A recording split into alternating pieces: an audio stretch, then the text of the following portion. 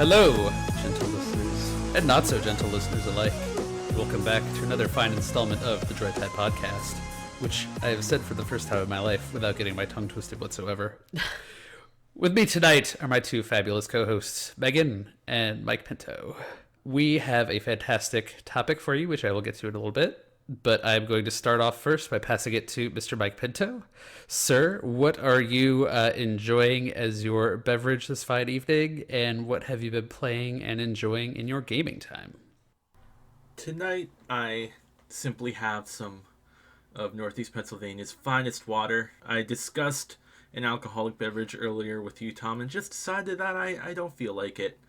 Also, with my breakfast for dinner, drank about half a bottle of apple juice, so I'm sure in a little while I'm just going to have some top level loose stool. So oh god, we better wrap this up quick. I was gonna say you're gonna be heading to the urination station, my friend. We gotta apple juice, man. If you've got some digestive issues, apple juice will clear that right up. In terms of gaming, to get away from my digestive system, thank you. You're welcome. I haven't been playing too much recently. I've been playing Among Us with various groups of friends, both of you included, and others. That's really about it. I don't know, I haven't been feeling the games much, which actually might coincide with our topic a little bit this week, but we'll get to that in a little while. So that's about it for me. Megan, how are you doing? What are you playing? What are you drinking? If you have anything to relate about your digestive system, feel free, because I've already gone into that territory. I think I'll refrain on that end. No pun intended. But I'm doing okay. I'm getting over being sick. So for my beverage of choice this evening, I have some hot leafy water. I have some hot tea tonight instead of some iced tea. I haven't been playing too much, just kind of taking it easy. I was trying to think what I've been doing. I've played some Among Us with Tom and Pinto and other people as well, because I have other friends, guys. And I also. But are they as cool as us? No, not by any stretch of the imagination. Do any of them listen to this podcast? Because you know who you are. I also picked up Visage, which has been a long time coming. I think when I mentioned it to Pinto, he's like, "That's not out yet already." So the full game finally came out on October 30th, so a couple weeks ago. It's fun. It's like a slow, creepy horror exploration game, I guess you would say. Part puzzle, part just don't die. Don't get scared. Don't get caught in the dark for too long alone, because that will mess with your sanity and spooky things will happen. Haven't played too much of it, but I like what I've played. That's about it for me. Tom, how are you? What have you been playing? What are you drinking? And what are we going to talk about tonight?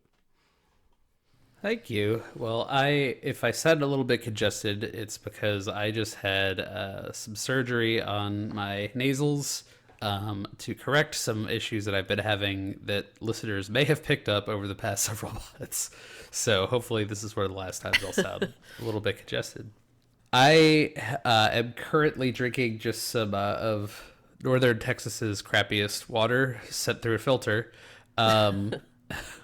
And I actually wanted to bring up the fact that there's actually a beer that I was introduced to by a friend of mine, Will from Georgia, which I didn't know existed, but apparently sour pickle beer is a thing here in the Fort Worth area. So if you're in northern central Texas, go ahead and try some sour pickle beer. I ordered some, but I can't have any yet, so I will give a report as soon as I am able to. I have been playing a number of different games here and there. My attention has been a little bit lackluster since I've been recovering from surgery, but I actually tried Spelunky for the first time since purchasing it months ago. That game's hard, right? Yeah, it's no joke. It's also really easy to offend the shopkeeper. Yes. But I wouldn't say I'm particularly good at it. I've made it as far as like Jungle 1, like the first level of the jungle, and then I died. So a lot of respawning. But a good game. I do like the game design. It's just it's tough, and I think it has that air of frustration after a little bit. Yeah. We've been playing a little bit of War Selection still here or there. I've taken a little bit of a break from that, though I haven't played that in a while. And of course, some Among Us, which I've found to be very, very fun. I haven't been able to play for about the last week, but I'm looking forward to getting back into that. And my most recent game that I've started playing again is Pokemon Sword. Oh. So I actually bought that game around launch time. Got pretty far in it. I have all the gym badges. I think I need to play like the, whatever the Elite Four of that game is. But I've heard there's still a lot of content still in that part. I fired it up just to like run around, catch Pokemon, do something simple while I was not feeling well. And is nice. Pokemon is a nice, easy play. Yeah. It's a comforting little ball of familiarity that does no harm. So there's actually some DLC for that too that's come out between now and then, which introduces 2 new areas. So I said, well, nice. You know what? These games are always over for me when I beat the final people. So I'm just going to go do the DLC and then I'll come back to everything else later. So that's kind of fun. I got a Squirtle from where I'm at so far. And I love the original Pokemon starters. Yeah. So I totally love that. And I mystery traded and someone gave me a Charmander, which is my favorite Pokemon of all time. That's even better. So now oh my gosh, so good. I love, do you use, nice. what is it, the app that you can get on like your phone to trade and catalog your Pokemon, but then you can connect it to like your actual game. Is that the Pokemon Home app? Yeah, Pokemon Home. Have called? you used that at all? I have not. Do you have experience with that? Very little. Like when I first started playing Pokemon Sword, it came out not too long after. It's cool for like trading because you can do like the mystery random trades. But it's also a way for you to kind of like port your Pokemon from other versions to like your new later version. That makes a lot of sense because I have a bunch from like I played Sun. I think was the last one I played. Okay. And then I have the Let's Go Eevee game, but I haven't played it at all. Yeah. But I remember them talking about that functionality specifically with the Let's Go Eevee and the Let's Go Pikachu. Sword and Shield. Yeah. I didn't know that there's DLC for Sword and Shield. I didn't finish it yet. But like Pokemon games, I don't really care if I catch them all. It's once I finish all of the gyms, I'm done. Yeah, I almost prolong the game by trying to catch more Pokemon. Yeah. And doing the mystery trades. Like I have fun just kind of running around trying to trade with random things for random people until I find something good, or trying to level up, getting a lower level Pokemon that fits a different slot that I already have filled, but I like the new one better, so getting them up to speed, stuff like that. Yeah. So it's trying to squeeze every last drop of juice out of that game every time. Really, the topic I wanted to get to today is one that sort of ties into what we're talking about right now. Not completely, but just the idea of games that we have that we've either looked forward to or we've been like really interested in, but we haven't gotten around to playing yet. So essentially a sort of backlog. Well, I don't know if I would put Pokemon in my backlog because it's a game that I did play close to release time, but I just shelved it so long that it feels like it fell back in there, which is why I say it kind of ties in. Yeah. One game I know for sure that's sitting in my backlog is God of War, which everyone has said is just like the best game ever. It's great. And it's just I have it. I own it. Boy.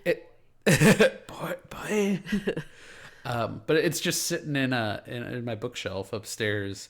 And And sometimes I'm almost intimidated by my backlog.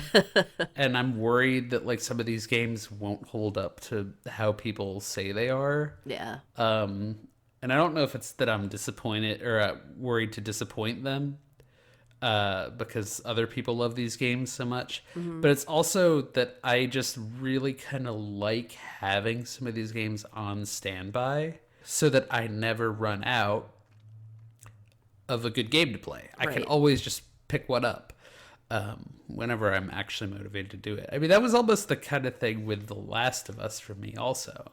I think I was a little bit intimidated by the fact that you guys were saying, like, Tom's not going to like this game.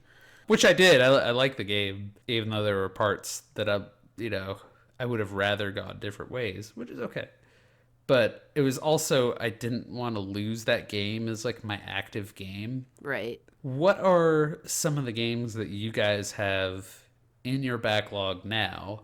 And maybe we can talk a little bit about like why we haven't gotten to those games yet, or what you're looking forward to out of those sort of games that you have.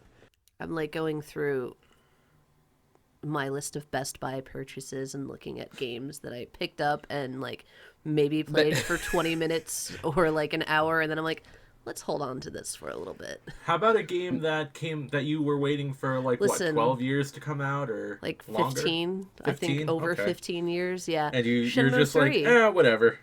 No, you're Oh, you're man. completely right. Like I am the prime example of this topic. Like I get excited about games, I look forward to games, or I'm like, this seems interesting, let's buy it, because I'm really just a child with adult money and I can get things when I want them now. But yeah, Shenmue is a great example. I played the first game, the second game, and then it went on a really, really, really, really long hiatus, and I never thought I would see the third game. I think part of it with Shenmue 3, at least, is from things I've read. I didn't read into too much because spoilers, but it doesn't wrap up the story, and I'm kind of apprehensive because, you know, I was hoping that we would figure out what's going on and what's the deal with Landy and Rio's father. For those that You're already have on a played the series. cliffhanger. You just want to get onto a later Yeah. cliffhanger. And like I think originally it was set to be 6 separate games. And I mean when it came out originally, that's like 15, 20 years ago. Discs couldn't hold as much space. Technology wasn't there to pack a lot into it.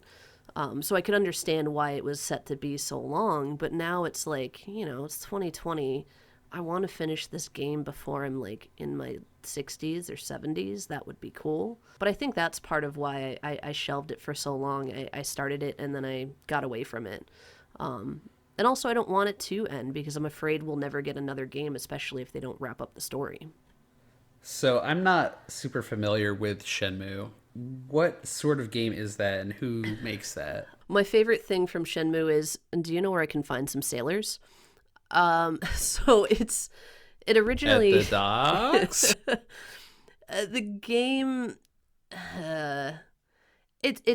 it takes place like 1980s. You play a character named Ryo Hazuki, and your father is killed by this mysterious green cloaked man named Landy, you later find out, and he was looking for a mirror that your father had, and he kills your father, and you go on the mission of like solving the mystery, like who is this man, why did he kill my dad, why does he want this mirror?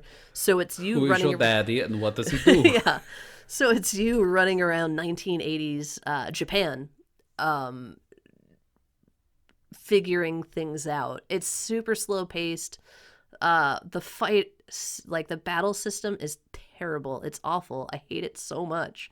But it has quick time events, which I love, and you can do a lot of it. It's like kind of open world, but open world on tracks. Like you can do whatever you want whenever you want. Like you can go to an arcade. You can spend all of your money on capsule machines. At one point in the game, you get to race forklifts. But like the first That's game is you in preposterous. Japan figuring out what's going on, who this guy is, where he's from, and then the second game it's just continuing that journey, but you're in a different area somewhere in China, I think, but I don't remember where. So I have to ask, you said the combat system is really bad. What's the combat system like, and do you think that also impacts your lack of desire to play? Well, the combat system I think has improved from the original game to now. Now it's like a not so great fighting game. But in the past it was like just A winning endorsement. just hit all of the buttons. Like you could learn moves and things to that effect, but it wasn't smooth. It wasn't nice. It was very clunky. But the charm is, I think it's the setting. I think it's all of the things that you can do. Like, you know, you don't have to follow the story right away if you don't want to. You can take your time with it. I like games like that. Yeah. They also contribute to my backlog. But yeah, it was developed, to answer your question, it was developed by Sega and YS, I think the studio is. Oh, So, that explains a lot about why it's clunky. but it is Sega. it is fun. Like it really is one of my favorite games. It holds a special place in my heart. The first game I think is like 4 discs. Wow. Yeah. PS1? No, the first one was on the Sega Dreamcast. Oh. And Oh, Sega game, of course. Yeah, and the second game came out on the Xbox in North America. Oh, Sega. That's Sega being petty right there. Yeah, Cool. I hope you get around to that one. I will. I will at one point. What about you, Mr. Pinto? Ooh. Double pressure. The most recent example I can think of, if you have gone back and listened to the entirety of our podcast from episode 1, if you've been with us for that long, thank you. Or if you're just jumping in, back when we started this podcast, back around March of the year of our Lord 2020, woo, I was in the midst of attempting to work through the Kingdom Hearts series. Ooh. Oh. Yeah. So at that time, I did Kingdom Hearts 1, played that, beat it. I got through Kingdom Hearts Chain of Memories, played that, beat it, did not really enjoy it, to be honest. And then I moved on to whatever is next in the just so easy to follow Kingdom Hearts timeline, which, hang on, I have to pull out the game so I can actually know what's supposed to be next. Because it does not go Kingdom Hearts 1, Kingdom Hearts 2. I'll tell you that much. I stopped playing at Kingdom Hearts 358 over 2 days. I don't know if that's how that's pronounced. I'm pretty sure it's not. But the reason I stopped playing that is because it's not a game. It's just cinematics. That's all it is. That's frustrating. What? But the lore of Kingdom Hearts is so convoluted and confusing that if I am not to complete that, I won't know what's going on in some later games. Yeah. But I got frustrated with that, just watching cinematics because, hey, I want to play a video game, and I have not gone back to it. And then, along with that, with a lot of reports I've heard with Kingdom Hearts 3 not even being that great after, 12 years of development, and then, Yeah. like, it's not even apparently the last game in the series. Oh, God, why? Like, the numbered series, I should say, because there's a new game coming out, as our friend Dave talked about, that Yeah. I can't remember what it's called, but it's a Kingdom Hearts rhythm game.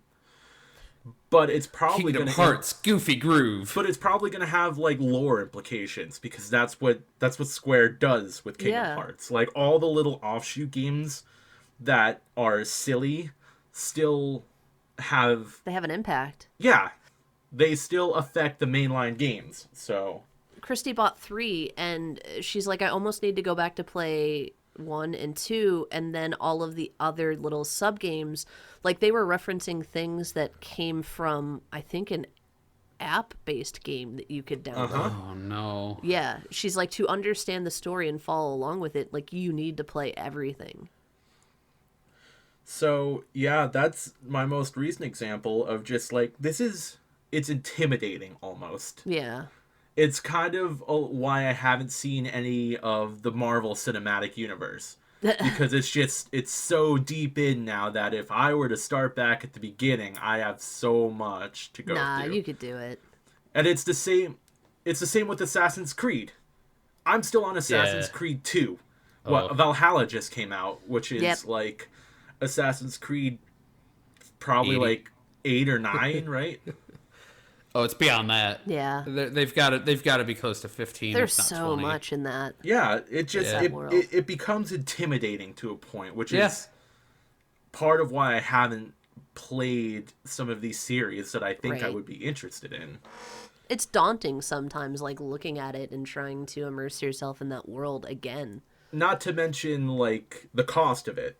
Exactly, yeah. I'm sure a lot sure. of the games are cheaper now. Like I could find Assassin's Creed 3 for like $10 probably, but even so, the time sink, the money sink. Yeah. It's funny you say that, because actually when I first kind of brought myself back into the world of modern gaming after I was not able to afford a Xbox 360 kind of era console for a while, Assassin's Creed was one of the first games I bought, and I bought it very cheaply because it was, I think, 2011, so it was already very old. It was damn near impossible to play. Yes. Assassin's Creed Guys. 1 is not a good game. No. It's not. No, it's aesthetically very pleasing. Yes. And I think that's entirely what that series managed to sell itself on. And then it got better over time. That and from my parkour. understanding. But Yes. poorly Yeah. executed Well, parkour. Parkour, I think parkour's aesthetic. I will always say that like the first Assassin's Creed game, when trailers were coming out for it, I was like, "Oh my god, this Yeah. looks amazing! This is what gaming can be." And then you play it, and you're like, "Oh, Yeah. oh." Yeah. Well, the main problem is you get locked into all these weird, wordy cinematics that don't make any sense. And you Yes. just want to walk away and go, put your hands together, pretend to be a priest, and then stab a guy in the back. And there's like the run real on world hilltops. and then the simulation that you're in, and we're all just really in a simulation anyway. But True. It's such a weird game, but It is. But that was like an OG backlog game for me, is what I'm saying. Yeah. And just to your other point, Pinto, Kingdom Hearts 3, up there on the shelf right next to God of War, with the additional caveat that I never beat Kingdom Hearts 2. I think I got about halfway through it. And Kingdom Hearts 1, I never beat the final boss of, but I beat everything else. Oh, see, my plan is just like if I ever actually get through all this crap, to just borrow Christie's copy. yeah, I fair. might be able to send you mine at this rate. I'll give back Prey eventually, by the way, when we can see each other. oh man, I was thinking the other day, I'm like, I really want to play Prey, and then I went and I looked and I'm like, oh, Pinto still has Prey. I've had it for like 2 years. That's all right. Can you do borrow backsies through PSN or something like that? No. No. I could that's just fine. like drive by and throw it on your porch, I guess. You could. I mean, I do have a mailbox. You can gently Oh, place it yeah, in there that's as true. well. I mean, that's cool. That's still a thing. Another game that sits on my shelf that I played a little bit of is Red Dead Redemption 2. It's not that I didn't like it, but it's such a big game, and I just didn't have the time to focus on it. All right, so that leaves me from one point to another. Megan, did you play Witcher 3? Oh, God, yeah. Same thing, though. Huge Do world. you feel the same thing? Yeah. So daunting, yeah. It's just like, and it didn't like Red Dead. It didn't grab me like something like GTA did, where like GTA 5, I love it. I've played that game multiple times. But Red Dead, I don't know if it's just the story, how slow it unfolds. I don't know. How far into Red Dead did you make I it? really didn't make it super far. Like I can't Okay. tell you how far. I don't remember where I left off, but I know it wasn't. I probably wasn't even a quarter of the way through it. It starts off super slow. Okay. I could tell you, like, games like that, you and I are probably of the same mind. My wife was my encouragement to keep playing that game because I would have put it down. I Yeah. had no interest in it. But it gets so good. Okay. And the story and the characters are really good. Yeah. I mean, it's Rockstar. They're Right. just really good at what they do. They are. They really are. So that's one I would encourage you to dust off when you have time, Yeah. and you can just allocate time to it. And it's maybe you feel the same way. I have never been that into westerns. Yeah, I do need to give it another shot. And like at the time, I think it came out like right around when I had my surgery too, so I just didn't have the focus to really, devote myself to it. Um, so I will get back into it, especially with that that recommendation. I just I think I don't know if this is a problem I have, so basically I'm asking for validation from you two. Go for it. I like have to psych myself up to start a new game because Yes. there are so many games that I do want to play. Like I want to play Horizon Zero Dawn. Megan bought that for me over a year ago, and I want to play it. Fallout 3, Tom, you mentioned Fallout New Vegas, but it's just the games are so big Yeah, that I'm just like, I really want to sit down and sink my teeth into it, but then it's right. like, oh, tonight I have to do this, this, this, and I can't go to bed too late because I got to work tomorrow. Yeah. And I can't just sit down and have those like 5 hour, and like 5 hours when I was younger was like nothing when it Oh came to yeah. gaming. I'd be And up until now 7 I'm just a.m. like, I could play for like an hour and I'm like, oh God, I should really be doing something else. Like I should really go be a responsible human. And Doesn't that suck? that's a big, but yeah, it does, and that's a big part of why I don't get as into games anymore as I used to, because I'm like, I want to do this, but I feel that adult guilt of I should be doing something more responsible than spending half of my day playing this video game. Well, and weirdly, that's what makes it easier to play something that you can sit down, play a little of, or Bite-sized. even a lot of. Yeah, Yeah, you get a that's why chunk. we Like play like War Rocket Selection. League or Among Us. Yeah. To a lesser extent, War Selection. Yeah. You get kind of the same satisfaction of like playing a game, but it's not. It's You not don't have to as commit big of a a time ton of sink. time to it. But without the addiction, you can quit whenever you want. I can stop whenever I want to. I don't want to though. Oh. I'm just baby dosing. I was gonna say it's funny too. Like one game I actually sat down and tried to have the experience of okay, I could just take a little chunk out of this. Was Final Fantasy 14, and I tried to do that while I was doing like the surgery recovery. I was Yeah. like, okay, I know I could just mill about in this online world for a little bit, and then as soon as I log in, 50 things have changed. I have no idea what's going on, where Yeah. my guy is, and what he's doing. I'm like, oh. No, it's too much. I don't want to think about that. Well, that's even I tried to jump back into Fallout 76. I bought the expansion or the DLC for it, Wastelanders, and they've changed like the whole beginning arc of the game, like your starting missions and everything. Like the map is different, the locations are different, and I just didn't have the patience for it at that point in time to really dive into it. Guys, are we old? Are we old? The Oh, more I we totally talk. are.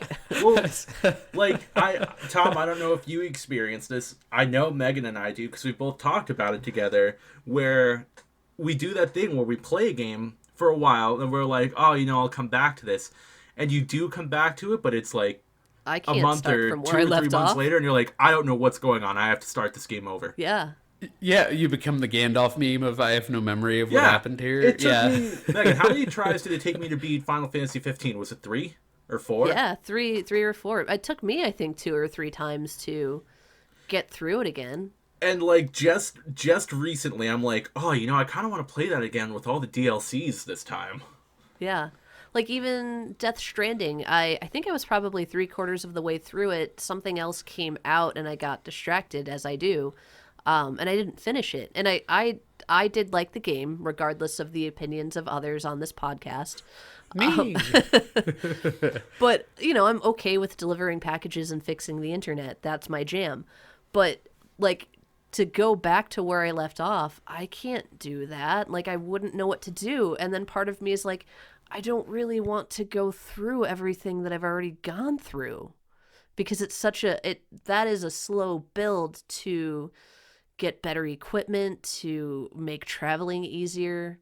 That's really hard when you have games like that where you start kind of like it's almost like Mega Man syndrome, right?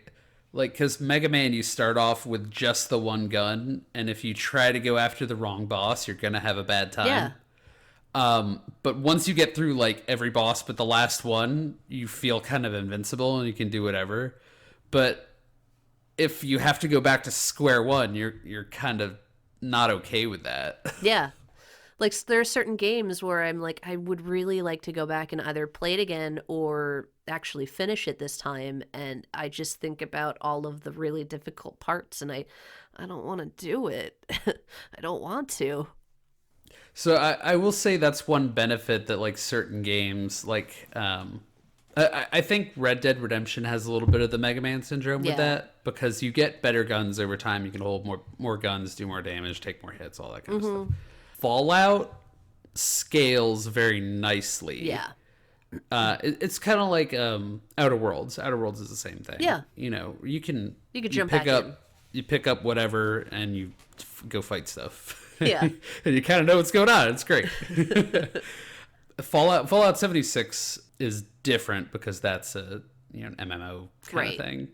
But like New Vegas 3 are very good at that kind of thing. Yeah. So I would urge that if that's on the backlog, cough Pinto, you can kind of pick up and put down Fallout a little bit more easily, because there is a main quest, but there's 8,000 side quests, and you can always put off the important things for another 8,000 days. Oh yeah. It's like Skyrim, Yeah. like you start that over again, and yeah, I'm really focused on the main story, but it's like, this person needs my help. Oh, I can be a werewolf. I'm down with that. Like, it's, That's so true. You know what? I'm thinking about it, like Fallout, you do get better perks over time. Like you can hold more, you can hurt more. I mean, you become kind of a god. It's like Skyrim's the same way. You become kind of a god over time. Yeah. I want to go play Skyrim. Right. I think that's another issue that like keeps me from embracing like the backlog too, is there's like all these familiar games. Yeah. You have your own like, greatest hits. For sure. It's like, I want to just play that again. Oh, let me go play Stardew Valley again, right? Like, I can say with 100% certainty, if they release Skyrim on the PlayStation 5, I will buy it, because that is who I am. Well, guess what you're gonna be buying? yeah, guess what? They haven't For announced it yet. $70 this time. Oh, that hurts. Oof. I've yeah. thought about buying it for the Switch, but this was back when I used to travel more. Yeah. I mean, I just think that's a good investment because of mobility. But I would buy every game for the Switch if I could. Oh yeah, like, if I could they lay would in work bed out and play nicely. games, or I'm in the car for a while.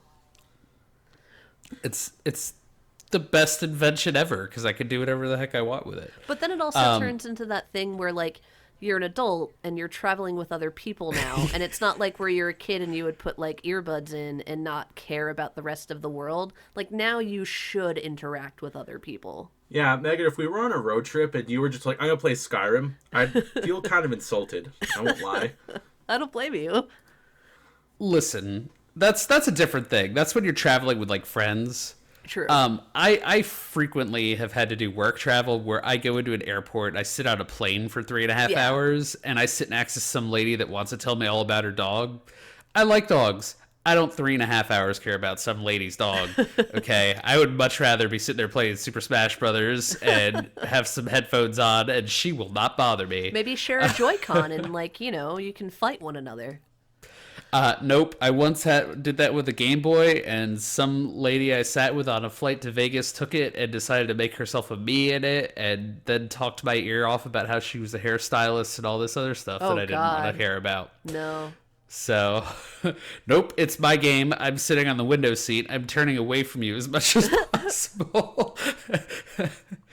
Unless my wife's with me, at which point she's also going to go to sleep and she's just my buffer. Anyway, this has been a massive digression.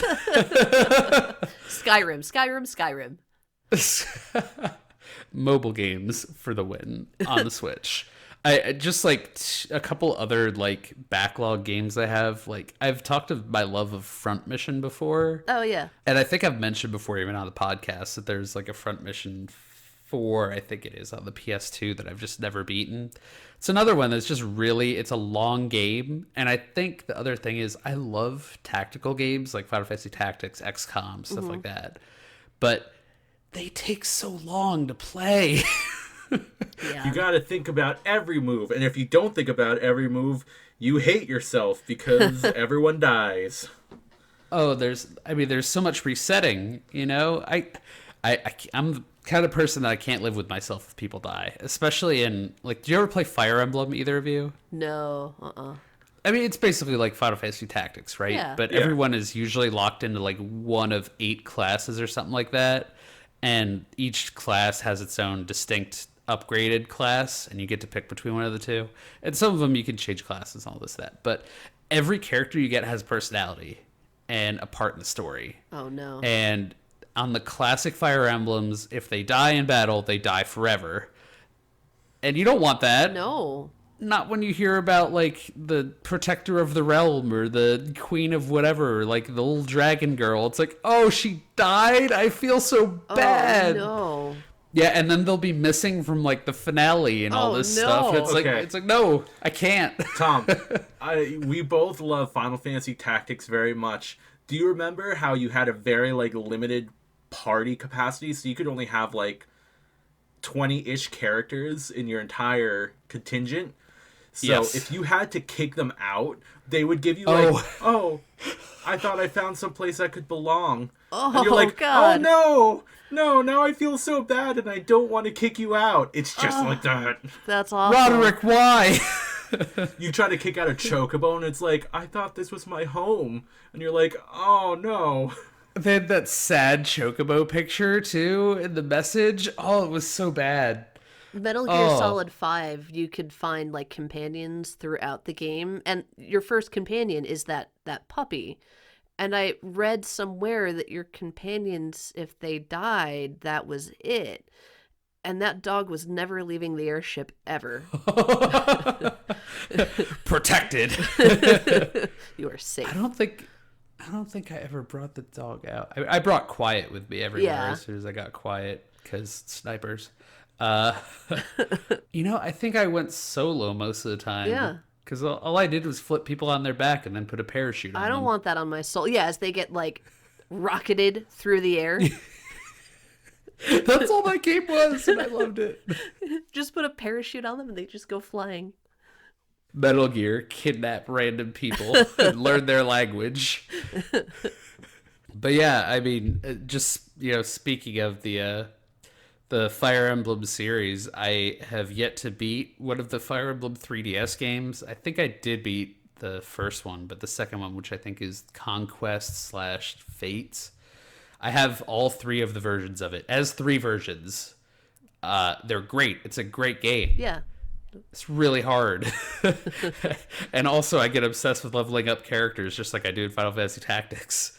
So I've never beat that. And then because I've never beaten that, this is kind of the Kingdom Hearts thing you were talking about, Pinto. I have not played the one on Switch, which has since come out, which I've heard really good things about. But I'm like, I should beat that one on 3DS first. And it's not even a contingent storyline, but I just feel like I should have beat to the do other one it. first. Oh, that's where we talked about this last time. I won't play Spelunky 2 until I beat Spelunky 1, Yeah. which means I'm never going to play Spelunky 2. One day. if that's any consolation, if I follow that logic, I won't either. I think very few people will. This conversation is making me realize that I've shelved more games than I've actually, like, completed, and that's really sad, and I need to change that. At least you're not an avid Steam user. That makes it way worse for us, True. Tom. Oh, it does. I have all the.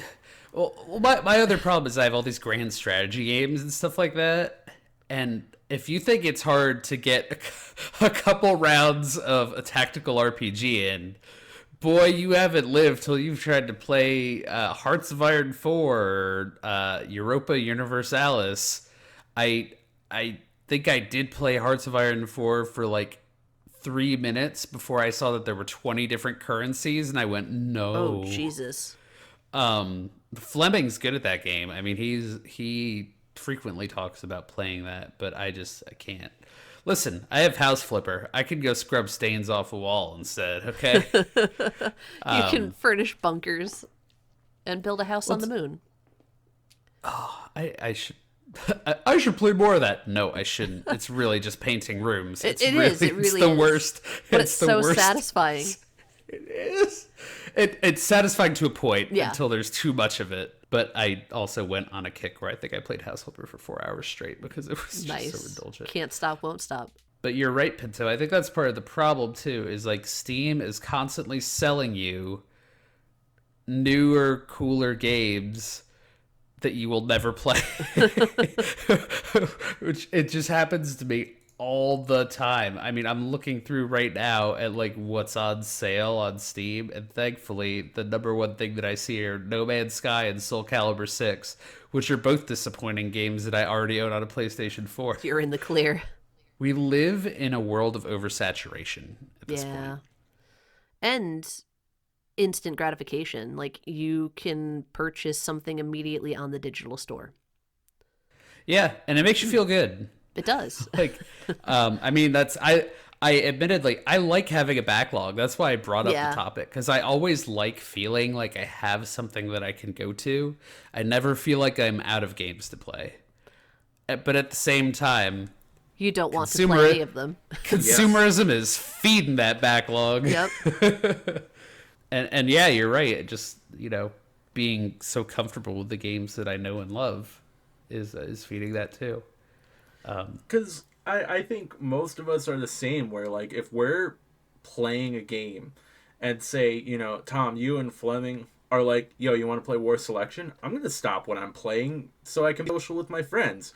Or if Megan's like, hey, you want to play Fall Guys? We're like, yeah, I'll stop what I'm doing to play some Fall Guys with you. Like, I think we're also all more social gamers now, more than we used to be. So that also, like, eats into, like, if we're playing something, we're not going to be like, nah, man, I'm playing Kingdom Hearts 2 right now, so... Oh, yeah. Well, social gaming is more of a thing now, too. Like, if you consider the era that we all grew up in, where, like, if you wanted to play a game with your friends, you had to all be in the same house, on the same system, on the same TV. That's not allowed now. Yeah, that's a topic for another time. It's just so easy now, too, I guess, is the thing. It's accessible. Generally speaking, I think 90% of the population, you'd rather like hang out with somebody while you're playing a game than just be on your own playing a game. Speak for yourself. So I mean, that's what makes social gaming king. Well, I do speak for myself. No, there is definitely a difference to having people versus just, sitting there and grinding alone for, that's a bad phrase. Let's cut that. Sitting there and playing alone for 4 or 5 hours. Yeah. Well, and I mean, it's worlds of difference too, because I remember being younger and just playing The Matrix Online for hours and hours and hours and hours at a time, in a dark basement. But I mean, that was still with what would have been a neckbeard. Because that's an MMO. You played that with people, right? That's true. I did. But did you know the people? I mean, I got to know the people. Right. I'm Facebook friends with many of the people. Oh, that's cool. That's awesome. Yeah, I mean, like we still like keep up with each other and actually got very close. It's pretty cool. That's cool. That's one thing I actually really like about those games. Those are games. I would say those are like reverse social games. Those are games that become social over time. Right. But yeah, I don't know. Like, that was also a time when, like, that was the way that social games, like, existed. Yeah. It was, like, that and Counter-Strike. And right. Even if you were playing Counter-Strike, you weren't Skype calling someone and playing Counter-Strike at the same time. Yeah. So it's things have evolved for the better in that way. But it's also cut down on our solo gaming time and built up our backlogs. Which is okay. All right, well, I am winded on this topic, even though I have expelled much air already, as I always do. Anything else that either of you wish to add before we cut things off here? No, I don't think so. Cool. Well, thank you both so much, and thank you, listeners, for listening to our roundabout map navigation of the glory of the backlog and the mystery of certain games such as Kingdom Hearts. We could do an entire episode on the what is this, who are you, and why am I here that is Kingdom Hearts at some point in time. We would do a significantly worse job than many on YouTube already have, but boy, it would be fun. Anyhow, thanks again for listening. Check us out on all of your favorite social media channels. We are on Facebook at JoyPad Pod, at Twitter at JoyPad Pod. We are on YouTube as JoyPad, Instagram, I believe, as JoyPad Pod. And we are on all of your favorite podcatching services, as well as primarily being hosted on Anchor.fm. Send us an email at joypadpod@gmail.com. Tell us what you like. Tell us what you don't like. Just tell us something. that you want to be our friends. But anything. Yeah. Tell me something. We need validation. Yeah. Your validation. Specifically you, singular You. listener that I'm speaking to.